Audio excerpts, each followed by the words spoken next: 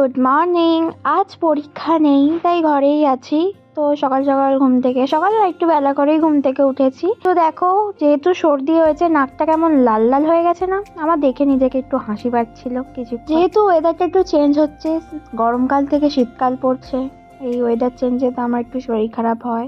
তো দেখো, আমি ফ্রেশ হয়ে চলে এসেছি। আজকে ব্রেকফাস্ট করবো। আজকে একটু আনহেলদি খেয়েছি সকালবেলায়, রুটি তরকারি আর আলু চানাচুর। তো আজ ব্রেকফাস্টে এগুলোই ছিল, এগুলো দিয়েই ব্রেকফাস্ট সারলাম। তো লাঞ্চ আজকে করা হয়নি, যেহেতু ব্রেকফাস্ট একটু ভারী করেছিলাম। আর আমি যে ধনেপাতা গাছগুলো বসিয়েছিলাম, অনেক ঘিঞ্জি ঘিঞ্জি হয়ে গেছিলো, তো ওগুলোও বাড়ছিল না, তাই মাঝখান থেকে কিছু কিছু ধনেপাতা আমি তুলে নিয়েছিলাম। আর ওই যে ধনেপাতাগুলো তুলে নিয়েছিলাম, সন্ধ্যেবেলা আমি একটা চাট বানিয়েছিলাম ছোলা আলু দিয়ে আর কিছু গাজর শসা দিয়ে। তো ওইগুলো দিয়ে একটা চাট বানিয়েছিলাম, ওখানে ধনেপাতাটা মিশিয়ে দিয়েছিলাম।